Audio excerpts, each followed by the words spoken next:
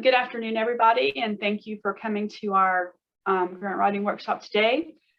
We are happy to welcome Lucy Deckard from Academic Research Funding Strategies back to give a presentation today.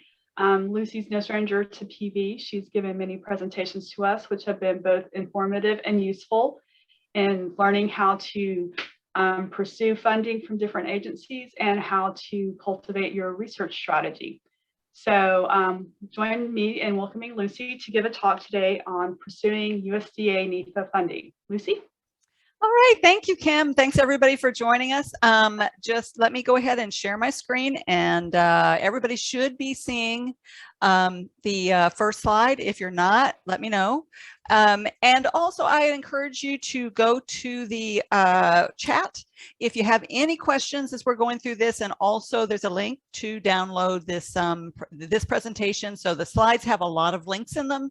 They're not very useful on the screen. So what you want to do is either now or make a note of this link later. You can just copy it off the chat and go to that's a Dropbox, and you can download the slides, as well as there's a lot of other material that might be helpful to you. Then you download the PowerPoint, put it in your computer, then open it up and put it in presentation mode, and you can click on the links. So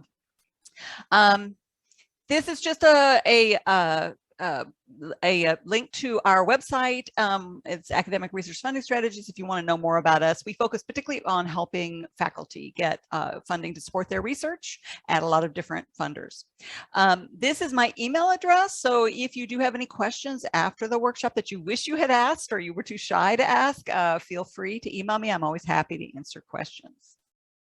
Okay, so we just have an hour, so this is going to be relatively high-level discussion of USDA, kind of for those of you who are maybe new to this. If you are not new to this and you have some experience with USDA, I would love it if you would kind of chime in with your experiences, because I think that's always helpful to everybody to kind of get some specifics.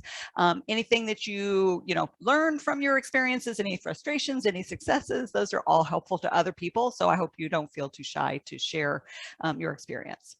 Okay, so one of the big keys to success at USDA is to understand that USDA is a mission agency. So you may be used to National Science Foundation, National Institutes of Health.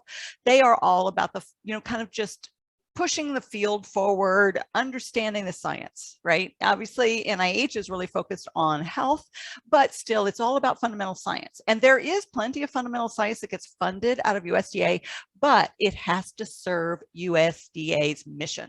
Okay, and so it's always really important to understand the mission of the agency. The only reason they fund research is to help them accomplish their mission and to serve their stakeholders, right? And so you always have to be sure you understand that. Also, understanding the particular program that you are within USDA that you are targeting. Basically, the program is basically the organizational unit that controls a pot of money that you're applying for a grant from. And so each program can have their own priorities, their own interests. USDA funds a lot of very diverse areas of research. So obviously, you're going to have a very different cultures depending on your area of research, different expectations. So it's almost like learning a different language. So you really do have to kind of focus in and figure out which parts of USDA are you applying to, and then what are the expectations? What kind of reviewers do you expect? All that kind of stuff. Okay. The other thing you want to do is talk to your national program leader, which is basically like your program officer, and in either your area or your areas of interest, and get to know them. And then you can also volunteer to review. So we're going to talk more about this, but these are, kind of, if you are trying to learn at USDA, remember, this is not just about writing a good proposal. It's about understanding the agency, understanding your part of the agency, becoming part of that community, and kind of getting to know those folks and letting those folks get to know you. So it is almost a, kind of a, a networking sort of situation. It is kind of a social endeavor in a lot of ways, just as you, kind of get to know your colleagues in your field. This is also something that you want to do in terms of getting to know the folks that surround the funder and the program that you're applying to. All right, okay. So what is USDA's mission? okay, to provide leadership on food, agricultural, natural resources, rural development, nutrition, and related issues based on sound public policy and best available science and efficient management. Okay, so this is again, where you it becomes clear that USDA is a mission agency. A lot of what they do has nothing to do with science or with research. They only fund science and research because it will help them do these other things, right? So that is something you always want to keep in mind. Now, on the other hand, look, they have a lot of really wide interests: food, agriculture, natural resources, rural development, nutrition.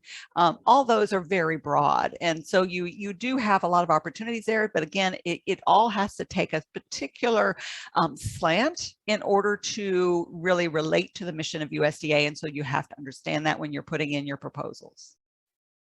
Okay, so USDA has a strategic plan. This is a link to that. It goes from 2018 to 2022. So it's helpful to read that again to kind of understand what people are, what they're looking for. Okay, so the goals are, ensure that they're doing they're efficient. So that's their internal thing, right? Maximize ability of American ag producers to prosper by feeding and clothing the world. Okay, so ag, you can see that's one big stakeholder there. Promote American agricultural products and export. Facilitate rural prosperity. So again, rural communities are a big stakeholder here in economic development. Strengthen stewardship of private lands, okay, through technology and research. So, definitely private landholders are another constituency, and provide all Americans access to safe, nutritious, and secure food supply. So obviously that's another constituency, all Americans and their, basically their food supply. So all of those things, again, will be more or less relevant depending on your area of research, but you want to make sure that you kind of connect what you're proposing to do to some of those big goals. All right, as with many federal agencies, they are huge, and it can be a little bit of a challenge to figure out where within that agency you should even be targeting and who you should be talking to and how to figure out who that person is. So with USDA, they are, they have a Secretary of Agriculture, Deputy Secretary, so forth. They have all these units that basically do a lot of things that have nothing to do with research, or, or they will use research, but they don't fund research. Okay, so rural development, farm and ag services, natural resources and environment, marketing, regulatory programs, and so forth. So I couldn't even fit them all in here. But within that, there is the Research, Education, and Economics REE unit. Okay, that is where you're, kind of where you're going to be focusing mainly. Okay, so within that, you have the Agricultural Research Service. That is their intramural research arm. So many mission agencies, so USDA, Department of Energy, Department of Defense, they have their own researchers that are employees for that agency, okay? And so for Department of Energy, that is the national labs. For USDA, that is the Agricultural Research Service. So it's good to get to know your colleagues who are doing similar research at the Ag Research Service whenever you're, kind of thinking about pursuing funding from USDA. Okay, they also have the Economic Research Service, National Agricultural Statistics Service. These are all, again, these are their own employees that, provide all kinds of, economic analysis, statistical analysis, so forth. But within that, they have the National Institute of Food and Agriculture. That's NIFA. Okay, NIFA then is where you're going to be housed, where the extramural funding is. So basically where they give grants to outside researchers. Okay, so within the NIFA, they have over 70 programs. Okay, so those are different, these are different organizations that actually have specific goals, specific things they're tasked with doing. Okay, so one of the big ones is AFRI, Agriculture and Food Research Initiative. Okay, but then there's also a Specialty Crops Initiative, a whole bunch more, which we'll talk about quickly in a minute. So these all have their, funding opportunities that will come out, and these all will fund external grants. Okay, so again, within this big organization, NIFA, and then within that, there may be a lot of different programs. I'm going to focus a lot on AFRI, Agriculture and Food Research Initiative, just because that tends to be one of the big places that faculty go for funding, but that's not the only program. Okay, so how is NIFA organized? They have the Institute for Bioenergy, Climate and Environment, food production and sustainability, food safety and nutrition, youth, family, and community. Okay, and then there's a link here for so you can go into more detail and kind of dig down. So each of them has their divisions and so forth. So you can see, I'm not going to read this slide to you, but you can see that there's again a real broad range of topics that they're interested in. Okay, so you got bioenergy, you got animal systems, you've got nutrition, you've got family issues. So all of that will means that if you're a researcher, again, you kind of have to navigate what is it that I do, and then where within NIFA are they going to be interested in that. Okay. All right. So NIFA funds external grants. Okay. So they have various types of grants. They have non-competitive grants. These are sort of like formula grants. So that's not what you're interested in there. Oh, well, non-competitive, they have formula grants, and then they have competitive grants. Okay. Those are the ones I'm going to talk about. These are the ones where you write a proposal, you get reviewed by your peers, you get a score and so forth, and then they decide whom to fund. So that's what I'm going to focus on here. There are these other, peer review, I'm sure it gets many of these other kinds of grants also, but this is what faculty usually use to fund their research. Okay, now within that, you can have research projects, education projects, and extension projects, and a combination of those. So let's talk about that. Okay, so the project types are research, which is basically, I think probably scientific investigation and inquiry that generates new knowledge. You have education. So could be classroom instruction. These are grants, projects where you improve classroom instruction, develop new classroom instruction, you do faculty development, you do curriculum development, all that kind of stuff. Okay, and then you have extension. So extension is outside the traditional classroom. So that's reaching out to the community, reaching out to a lot of times to younger students, K-12 students, 4-H, that kind of stuff, and as well as farmers and other stakeholders. Okay, so you can put in a project for research, for education, for extension.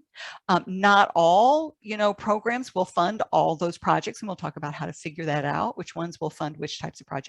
Or you can put in an integrated proposal. So where you have research, you have education, and you have extension. Okay. All right. So as I mentioned earlier, NIFA funds over 70 programs. Okay. And this is a link to where you can find a whole list of all those programs. Okay. Now, within that, you've got emphasis area programs, so animal, pest management, specialty crop, and others. Okay, you have a loan repayment program, which isn't relevant to us, and you have the grant programs like the Agriculture and Food Research Initiative. Okay. All right, so AFRI is the flagship funding program. So the Agriculture and Food Research Initiative is a particular set of funding opportunities. And this is the one that many faculty will focus on, but is not the only one. As I mentioned earlier, there are those other ones, those special emphasis types of programs also. Okay, so within AFRI, you have standard grants, which support scientific, again, research, education, extension, and integrated. You have coordinated agricultural projects, CAPs, which are larger, usually multidisciplinary, millions of dollars. So you're moving up there as a larger, more complex proposals. You have grants to support scientific meetings, and you have food and agricultural science enhancement grants, phase grants, which you all at Preview are eligible for, and those are to strengthen science capabilities, to build infrastructure to do science, and to compete for USDA funding. And I'll talk more about that in a minute here. Okay, so phase. These Preview is eligible as an HBCU, and you're not on table 1. That's sort of, it's very complex to kind of read some of the rules for eligibility, and they kind of refer to stuff that's not actually in their documents, but you can find, this is a link to the table, which basically is all these universities that are very well funded, have a lot of federal funding for research, and Preview is not one of them. They are, and you're eligible as an HBCU. Okay, so that is one thing to keep in mind, is that you can go for this special flavor of grant. You can put in seed grants, you can put in equipment grants, sabbatical grants, and conference grants and so forth. And in addition, they have new investigator grants. So that might be something many of you might be interested in. So the new investigator standard grant, this you can read all about the eligibility, but the main thing is you have to be no more than 5 years out away from you finishing your postdoctoral work. Okay, so you have to be relatively early in your career. You have to not have already been well funded and so forth. Okay. And what happens here is if you put in your proposal as a new investigator, it's just a check mark, and they will consider funding you even if you don't have quite as good a score as would be normally required. So again, there's just a way to kind of give you a bit of a break because your early career, they want to help you get started. Okay. They also have new investigator seed grants. So it's basically putting in a seed grant as a phase seed grant, but as a new investigator. Okay, so again, you're going to be reviewed with the other phase seed grants, but you're not going to have quite as good a score. Okay, so what is a seed grant? A seed grant is for getting preliminary data. So again, this is really helpful for new investigators because sometimes you need that preliminary data to write a strong proposal, but where do you get the funding and get the preliminary data? Well, this is one way to do that. They have recently put up a lot of really good webinars that go into much more detail on this new investigator opportunities, and they go by office and by area. So if you are interested, I would suggest following this link and watching some of those webinars.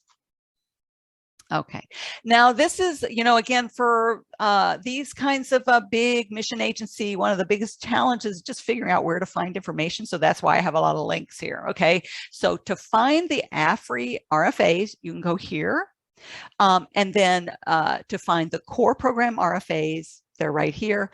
And then the foundational program is right here. Okay, so again, but then there's also, like I said, these other sustainable ag systems, education and workforce development. So these are all RFAs, requests for application. These are the solicitations. So this is where they're giving you the information you need about what funding is available in what areas. Okay, and then what they've done recently in the last few years is they've actually pulled out a lot of the detailed instructions about how to write the proposal, and you will find that here under RFA resources. It's a little bit confusing. If you go to the link, which we have in the chat, and I'm going to put it up here again, you can download the, some of these things. So let me just go ahead and show you what the funding opportunity is for the foundational program. Okay. All right, so you can see the foundational and applied sciences. All right, and you can go in and then there's an overview here. Okay, and then you can go in and read a lot more about the actual program. So if you go, all right, here, view RFA. All right, so this is the foundational and applied science RFA for AFRI. Okay, and this is going to be for 2021 and 2022. A lot of the deadline, most of the deadlines have passed for 2021, but you can, this is going to be the same document for 2022. Okay, so you can see they discuss their priority areas, which I already talked about. Okay, and then they talk about all these different program areas. Okay, so this is where you can start to look to see, okay, where might I fit? This is again where they fund a lot of their fundamental research. So that is, a lot of times what faculty are interested in. This is not the only one, but this is one of the most, kind of common places you might look. So let's say if you say, oh, food safety and defense, I think that's where I'm interested in, right? I can see that was due May 27th was the deadline. Okay, and then they have another one coming up next year. Okay, so if I look at that, okay, it's August 25th in 2022. So maybe I'm going to want to look at that. And then I can go down here and actually, this one, unfortunately, they're not giving you the page number here. So you have to kind of go look. Okay, and then go find your program. Okay, and then within this, I can see I'm not going to go all the way down. And you can see, for example, if you were doing plant breeding for agricultural production, they tell you, okay, how much budget it is, the kinds of projects they fund: research and integrated projects. They don't fund just education. They don't fund just extension projects. They fund research and they fund education projects. So that means, or integrated projects, okay? And then they talk about, and they only fund the integrated projects for innovation in genomic technology to accelerate breeding progress. Then they go through the types of grants, okay? So they standard grant, conference grant, phase, which we've talked about, okay? And then again, and then there's more detail here about what they're looking for, their description of what they like, what they're interested in, and so forth, okay? So this means what you have to do is you want to look for your area, your particular program, and then really get to know those folks, or get to know what they're looking for. Read this, and then get to know these folks, your priority contacts. Basically, these are your program leaders, and they will tell you a lot more about what they're interested in. And you can also look and see what else has been funded. So this is sort of, the same process you would use with any funder. It's just exactly how you find this information is different for different agencies. And this is the way you do it for USDA. All right.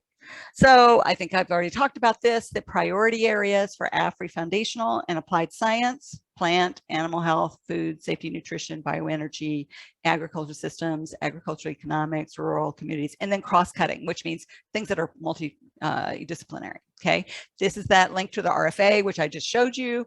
And these are the instructions. That's a link to the instructions, which are also, you can download from the Dropbox. Okay. All right. So that was one example. As I said, there are other funding opportunities. You can go here to the grant search page and find and really search for what might work for you. And again, it may be in the foundational, RFA, or it may be elsewhere. The big thing is to read that RFA carefully, okay? And some of these RFAs, if you're getting away from the foundational program, they are going to be a lot more prescriptive. So the foundational is relatively open. They say, boy, we want to fund these kinds of things. It's up to you, sort of your best ideas. Whereas some of the other ones are going to be much more specific. We want A, we want B, we want C. If that's the case, you really have to kind of read that carefully, make sure you address everything they're asking for. And I'll give you an example in a little bit. Check to see if a letter of intent is required. For many of these funding opportunities, they require a letter of intent. If you miss that date, then you're kind of out of luck. Make sure that your idea really fits what they're looking for.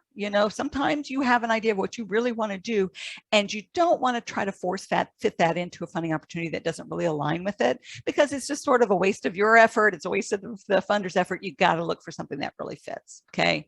And then, not always is there going to be a perfect fit, in which case you're going to have to look for what are the gaps. They are asking for additional stuff. Maybe it's statistical stuff. Maybe they need genomic stuff or whatever. And you may have to kind of modify what you want to do and bring in some collaborators in your team if it's not too far from what you don't want to do. Okay, so all of that means you got to really be clear-eyed when you're looking at one of the funding opportunities, and make sure, particularly when they're very prescriptive, that what you want to do is also includes what they want you to do, that you don't kind of get too focused on what you want to do and forget the stuff that really doesn't overlap. Okay. All right, so if you are looking at one of these more prescriptive RFAs, remember that, these tend to be pretty big documents. That means, you need to really read through the whole thing. Obviously, you want to very quickly look and say, does this even align with what I'm doing? Am I even eligible? And so forth. But if you decide, yeah, I think this might be for me, this might fit what I want to, what I want to do, then go through, and a lot of times they will refer to outside reports and documents. You want to read those. Okay. Again, this is all about understanding where they're coming from, so you can connect what you want to do to where they're coming from. When they ask for certain things, they will tell you, we want you to talk about this. We want to talk about that. We want you to talk about this. Make sure you set up your outline for your narrative so that it mirrors what they're asking for in the order they're asking for it. Okay, a lot of times you'll have to go to the end of the RFA and they will say, well, how you're going to be graded, what the review criteria are. Make sure you look at that and then go back and put that into your outline. Okay, because sometimes these RFAs are not always as well written as they should be. And so sometimes your evaluation criterion isn't actually mentioned in your instructions. So you've got to make sure you're addressing what you're going to be graded on. And then go back through and start thinking about your page budget. So, okay, they're asking for this. Well, how many pages? How important is this? How much space do I need? And make sure you are giving enough detail in the areas that are most important and maybe most challenging.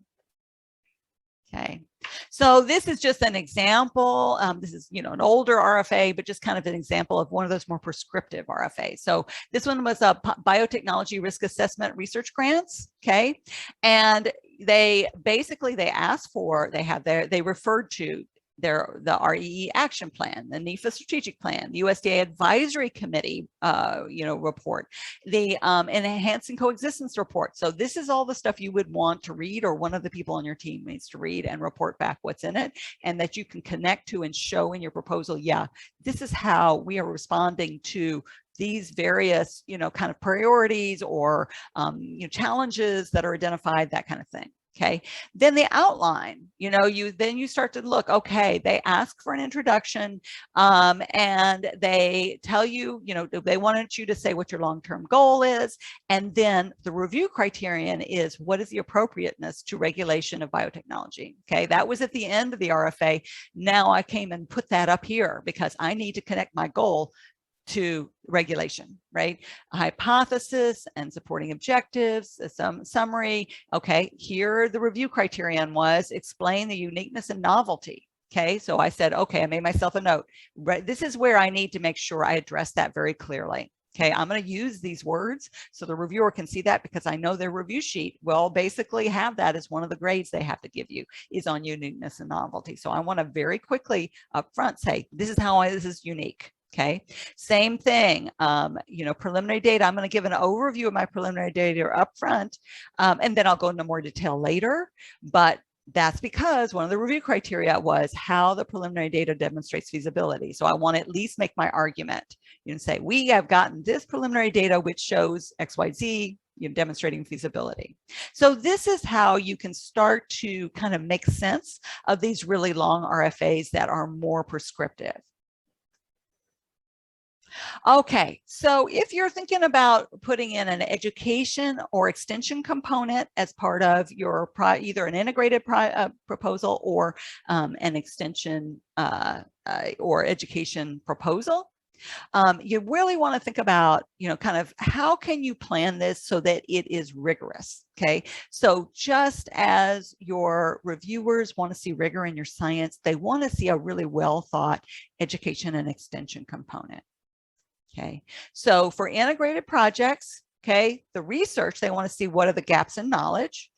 For extension, they want to see how will you reach those who need the information. Have you really identified those folks? Have you talked about, do you have a clear plan? Do you have any experience doing this? Do you know what you're actually going to accomplish with this? Okay, for education, it's how will you train the next generation?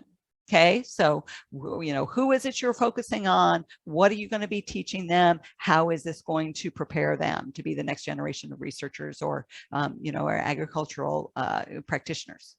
Okay. All right, whenever you're thinking about this kind of education and outreach, be sure you think about, okay, actually, how will I do this? So the big mistake a lot of people make, particularly when they're writing these integrated proposals, is they put a lot of work into their research because that is where they're comfortable. This is what they've really want to do. Sort of that, showing that Venn diagram, right? You have the thing you want to do and you have the thing that your funder wants you to do, right? And so that's right in where they want it.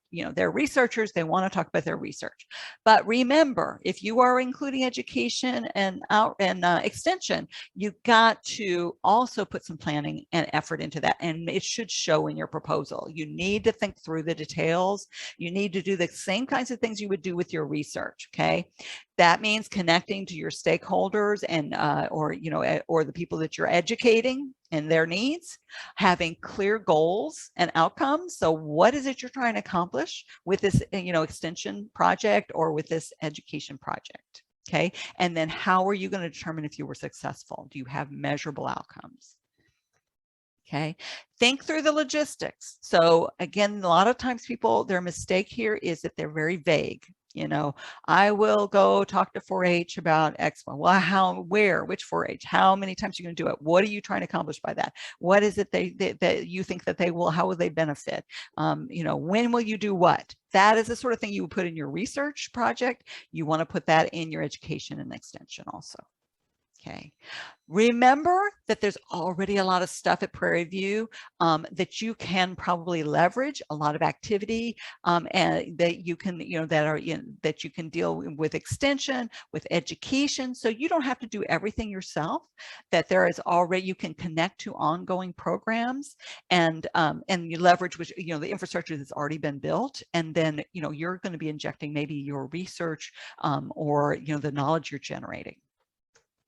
Okay, and in general, think about seeking help if you are, again, moving kind of outside your comfort zone in terms of extension, education, just as you would with your research. If you're kind of moving into an area that's kind of outside your expertise, you would bring in a collaborator. Think about that, doing that for education and extension also. Has anybody written an integrated proposal?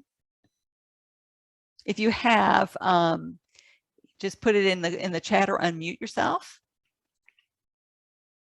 Anybody? No? Okay. All right. So, is there anybody here who is already doing work in extension?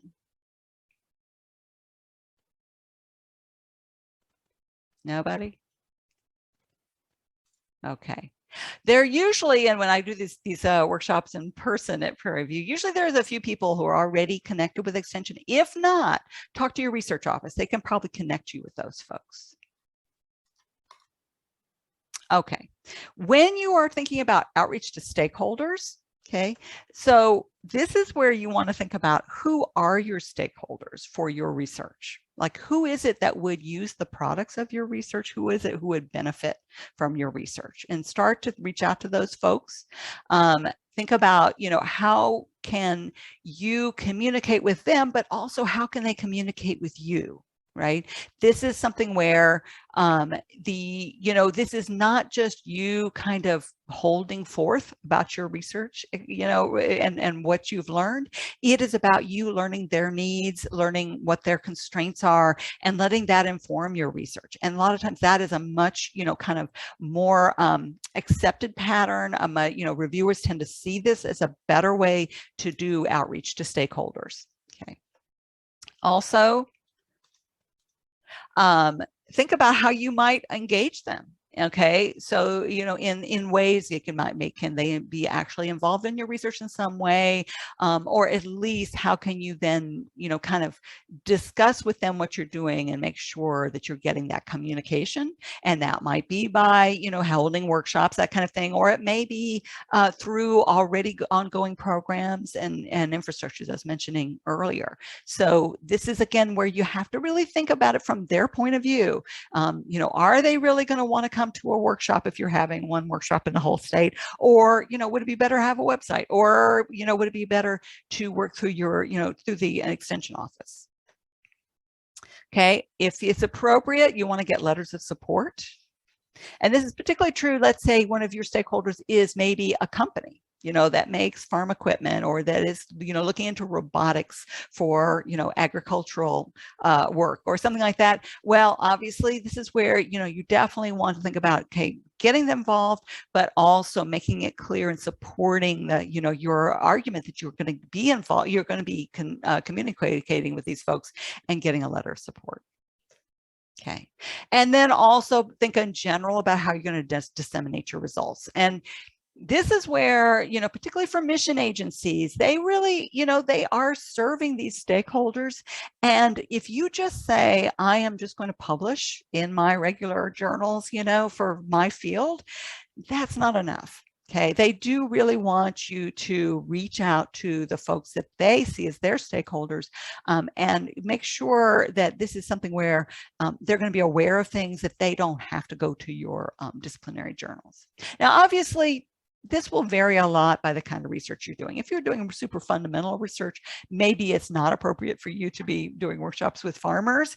But for some of you, you know, again, you have to think about who is it that's going to be your stakeholders, who is it is going to be interested in what you're doing, and then really think about how you can reach them and be more proactive than just publishing in your regular academic journals. Okay, and then think about, are there preferred models or tools to reach out? For example, for USDA, they have their portal extension, which they really like to see people use. There are other ways that they feel work better. This is something that you can learn from talking to your colleagues who've been well funded by USDA, talking to the program officer, and looking at what else has been funded. And a lot of times that will help you to see, okay, yeah, I see that they like it when people do these kinds of, you know, activities, and, you know, they tend to like it when they do a particular, you know, they use particular tools.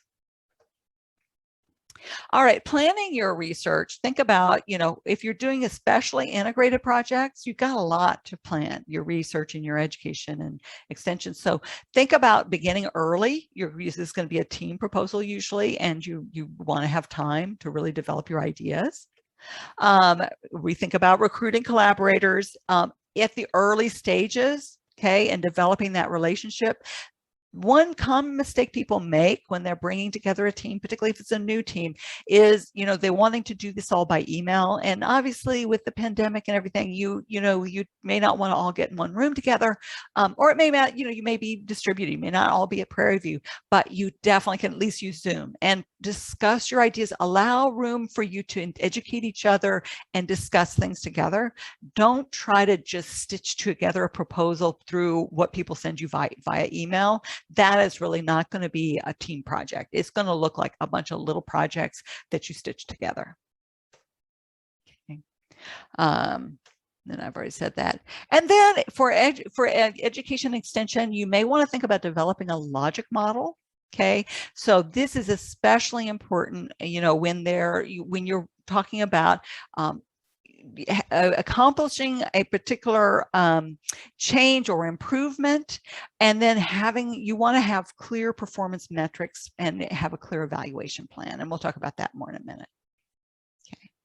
For education-focused proposals, remember the bar for dissemination is going to be a lot higher. If you're developing new curriculum, a new class, a new lab, something like that, they don't want to just pay for it just at Prairie View, right? They want whatever you develop to be, you know, kind of disseminated for others to use, other educators to use. Okay, so think about, okay, I'm going to do this new curriculum, this new educational approach. Now, how will others learn from this if it's successful, and how will they implement it? So a lot of times that means as you're developing the approach, really think about, you know, that kind of build that into your project. Think about, okay, who are the potential users of this new curriculum or this new approach, this new, you know, teaching software, whatever it is, right? And think about reaching out to them at the beginning, right? So that their needs and their constraints and the differences among maybe different institutions, different kinds of students, all that kind of stuff, you can kind of consider that as you're developing your educational intervention. You might want to consider hosting workshops for these potential educators, potential users of whatever it is you're developing. You may want to consider some sort of a beta testing, right? So where you're going out and seeing how well does this work, and then maybe, you know, modifying based on what you're finding. So you can, and you may want to like do iterative improvements. So you can see this is not just about, hey, I'm going to develop this and I'm just going to put it up on a website and let everybody come get it. This is about, you know, again, thinking about this from the point of dissemination. How is it that, you know, I am actually going to make sure this meets the needs of educators, and that it'll be used, and that it will be flexible enough for different kinds of institutions, different kinds of students. Okay. And then the key is, you know, basically, if you're talking about an education-focused proposal, you want to make the argument for impact, and usually that impact is really dependent on how well it's going to be disseminated. So that is another reason to really think about your dissemination plan. Okay, so if you are doing a logic model, okay, this is something that's very helpful for planning and evaluation, and it's typically used for sometimes not for fundamental research as much as maybe more applied research, and also for education and extension work. Okay, so what this does is it just is a good way to use it as a planning tool. You may put it in your proposal, and sometimes it's required in proposals. But even before that, start to think about, how you can use this to really determine what is the logic of your intervention or your new program. What is it you're going to be putting in? What activities are you going to do? And then how do those relate to what you're trying to accomplish? And how are you going to measure that you actually accomplish what you set out to do? Okay. So it's basically all about, does this make sense? Okay. So this is just an example of typical logic model components. They will vary, and different, programs will require different ways of putting together a logic model. But, a lot of times it starts with, okay, what's the challenge or opportunity? What are we going to invest in this? What are our specific activities? How do those relate to specific outputs and outcomes? Okay, so this is an example from just a generic logic model. You can see they have the situation, inputs, activities, outputs, outcomes, and then these outcomes usually need to be, the outputs needs to be concrete and the outcomes need to be measurable. Okay, and this is just another one. This is specialty crop initiative, research initiative, logic model. So if you are new to logic models and your proposal requires one or expects one, get somebody on your team who knows how to do logic models. This is a whole, kind of almost a discipline in itself, but it can be really powerful, and it really can help you both, kind of plan your project, make sure it makes sense to your team, and then also communicate to your reviewers why you're doing what you're doing and how you expect what you're doing to actually result in the outcomes that you are promising. Okay, there is also for NIFA, the Center of Excellence status. So this is sort of an add-on to your proposal. Okay, so they have special Center of Excellence criteria that you can address in addition to your research. Okay, and then if you request being considered as a Center of Excellence, the review panel will, if they rank you as highly meritorious, meaning they want to fund you, then they can look at that also. And if they say, yeah, you are a Center of Excellence, you actually get preference over maybe another proposal that had the same score, same good score, yet it wasn't a Center of Excellence. So it's just like a priority, kind of a category. And so if you are interested in that, this is a link to more the FAQs on Centers of Excellence. Okay. So for USDA, to be successful for USDA when you're writing your proposal, just remember, you need to get your reviewers excited. And how do you know what excites your reviewers? You do your research. Look at what has been funded out of a particular program. Talk to your colleagues out of that program. Talk to the program officer or the program leader. Okay. Make sure that your proposal is easy to read and understand. Don't get too much into the jargon. Again, this has to do with understanding your reviewers. Make sure, because a lot of times the panel can be relatively broad. And so you want to make sure that somebody does not have to be an expert in your particular subtopic to be able to understand your proposal. Okay. Make sure you discuss the literature and the state of the art. What is it that's already been done? What is already known? And then where are the gaps? What is it that you're adding to this? Okay, so that usually is an important part, and particularly for those foundational proposals, that is going to be an important, part of your argument for what you're actually going to accomplish. Okay, have a clear rationale and objectives, okay, that align with the program priorities. Okay, for research proposals, they usually want to see clearly stated hypotheses or research questions.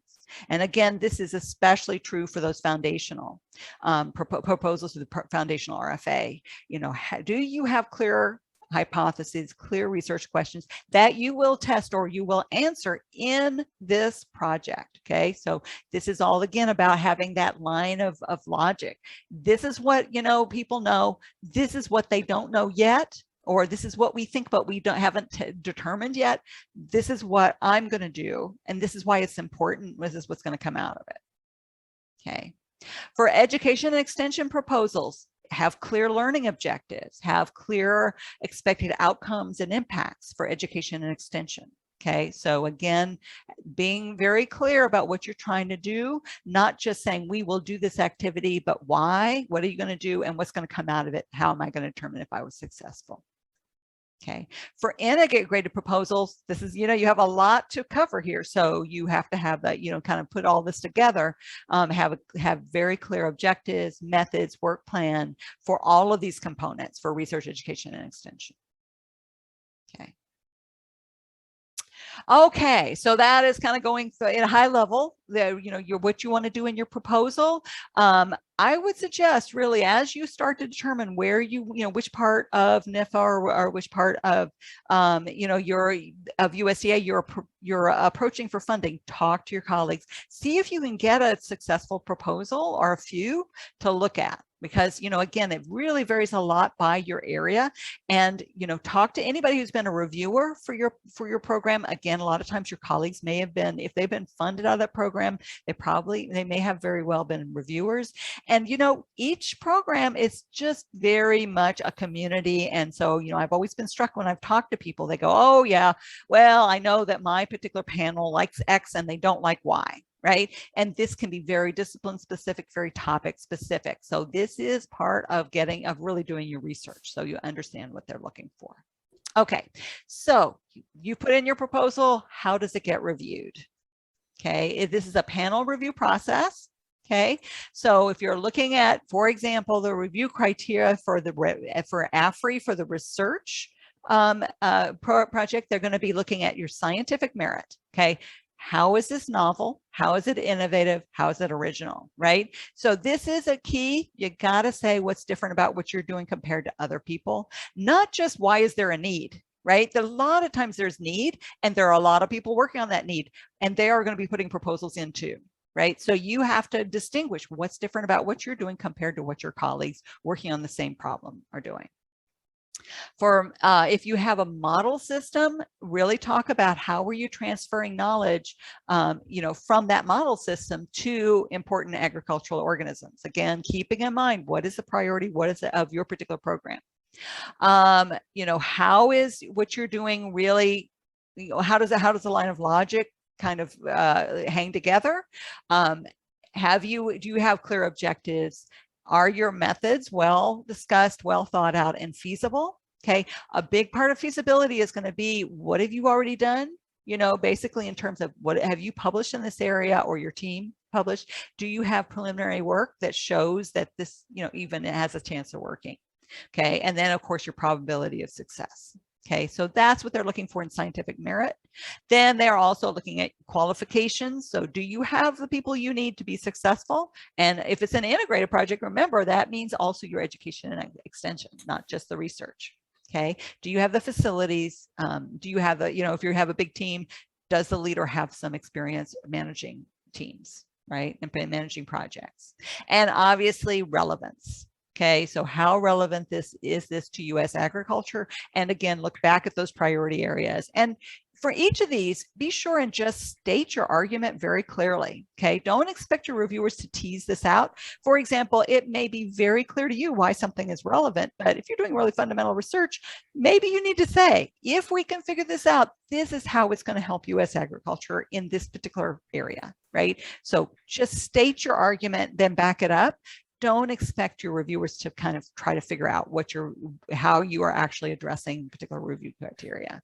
There is a list of all the review criteria, more details here in this link. Okay, and then this is one list for the integrated project. So that other one was research only, and you can see it goes into even more detail about stakeholder groups and audience and so forth. And I've already kind of discussed this, but again, it's a lot to cover.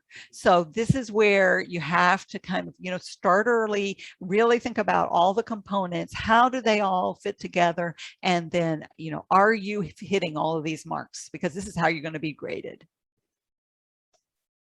Okay, so the review process, those are the criteria. Okay, so who is actually going to be judging, though, whether you met those criteria and judging you on those criteria? Okay, this is going to be your peers. Okay, so it can be different for different programs, but you will have usually a panel manager, and then you will have the program leaders. Okay, sort of like program officers, right? Who select both panel members and ad hoc reviewers. So ad hoc reviewers are people who are brought in just because they're an expert in a particular topic where they have a proposal and maybe the panel doesn't feel they're qualified. So you may have a mix of those, and that can be, that means you have different audiences. So you want to kind of think about that. Your panel is probably going to be more broad, and your ad hoc reviewers may be experts more in your particular subfield. Then in the panel, the program leader will, or the panel manager will assign proposals to 3 or 4 reviewers, okay, out of the panel. So, okay, you guys, you have expertise in this here, you're going to get these proposals and so forth. So each reviewer is going to get between 12 and 20 proposals, okay, that they have to review, and then they bring those and discuss those with the to the panel, right? So they will review them, they write the reviews, and then they bring them to the panel. Okay, so then the panel will discuss the proposals when they all get together. Okay, the assigned reviewers will present the proposal and then their reviews. Then they will put you into into different categories: outstanding, high priority, medium priority, low priority, or do not fund. Okay. And then they will then give you a numerical ranking if you're in the top 50%. So if you're the bottom 50%, they're not going to bother because you really don't have a chance of getting funded. Top 50%, you'll get a numerical ranking. And then it will go to the to the USDA staff, the AFRI staff, and they make the final decision.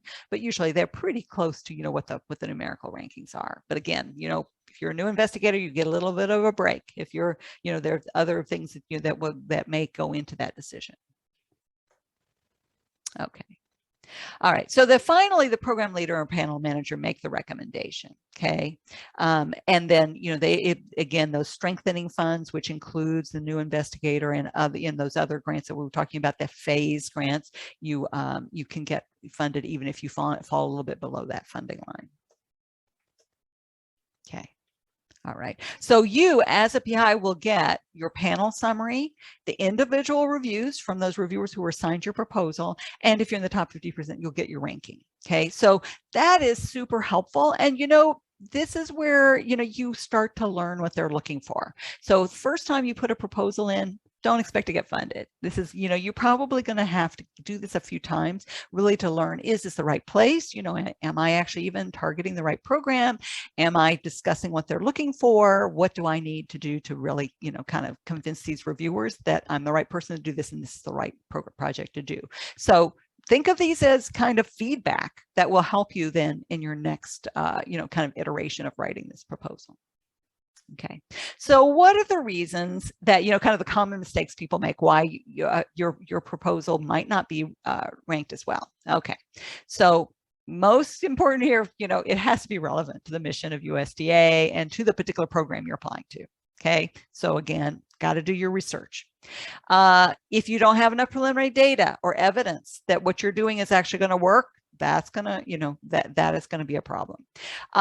Not following directions, not writing it clearly, not having clear objectives or hypotheses, not having, again, a record of producing publications. Now, obviously, if you're early career, you're not necessarily going to have, the bar is not going to be as high for your publications, but you have to have some evidence that you can produce and that you have some expertise in the topic you're proposing.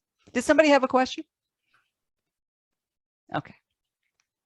Obviously, low scientific merit because they don't believe what you're proposing to do will actually accomplish what you say you're going to do, that kind of stuff. again, lack of hypotheses, research questions, learning objectives, not really being innovative enough. They really are looking for something that's different from what everybody else is proposing. So you got to think about what is it you're doing that's different.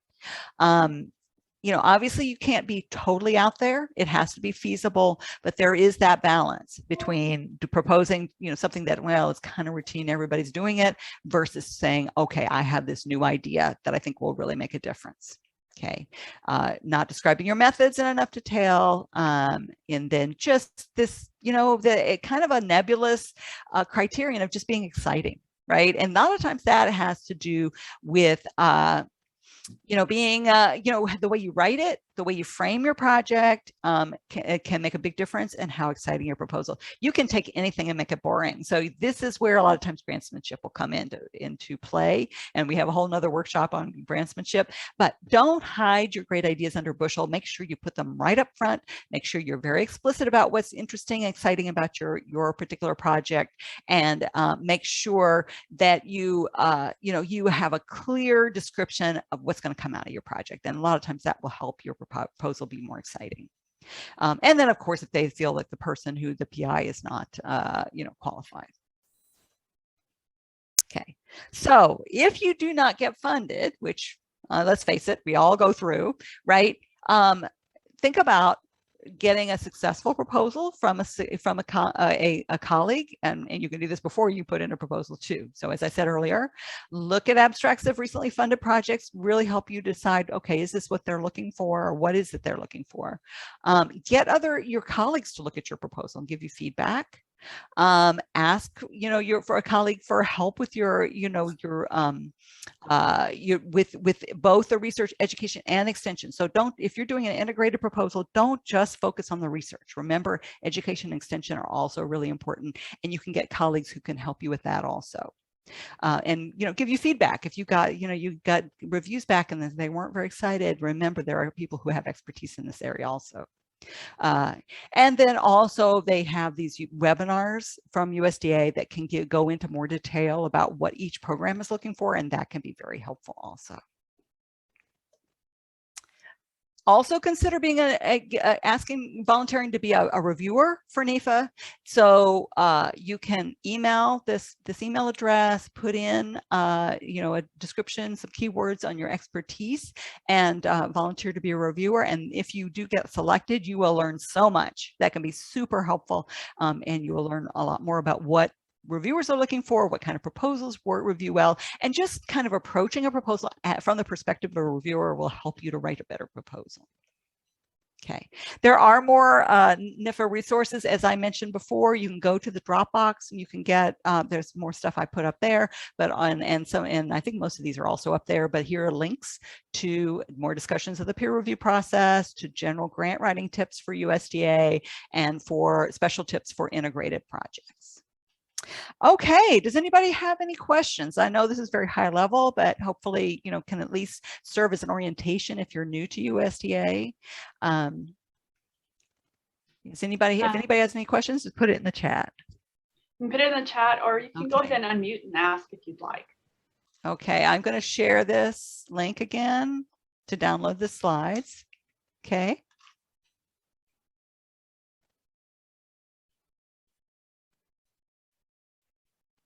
All right. All right. Well, I guess if there are no questions, Lucy, thank you again for a very informative presentation. This has been recorded and will be on our YouTube channel. If you go to PVAMU research website, you'll be able to find it there. I'd also like to remind everybody that this is a biweekly session, and so October 13th, we will have one of Lucy's colleagues, Dr. Kate Kelly, come and talk about humanities funding. October 27th, we are going to have an NSF program officer. Shonda, what is her name? That is Dr. Sally O'Connor. And she's going to come and talk to us about Prairie View A&M having the designation of research undergrad institution, or primarily undergrad institution. Right now, given the amount of PhDs we give out in NSF related fields, we qualify for this funding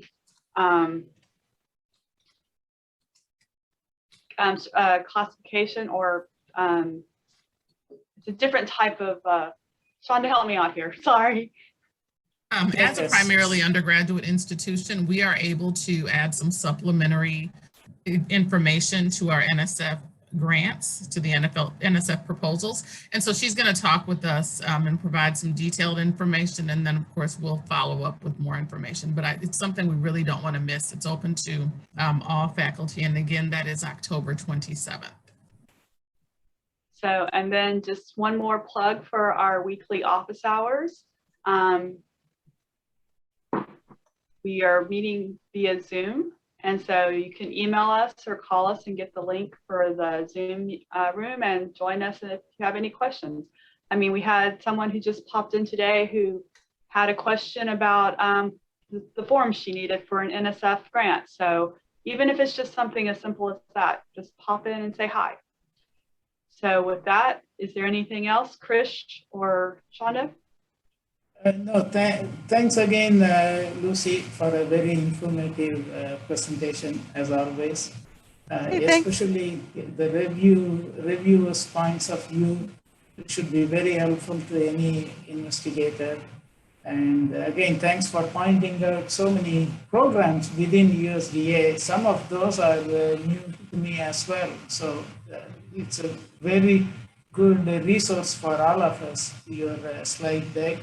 And we look forward to your colleagues' third presentation 2 weeks from now. So thanks again. Okay, thanks. Thanks everybody for joining us. Have a great afternoon, everyone. Very good seminar. Thank you.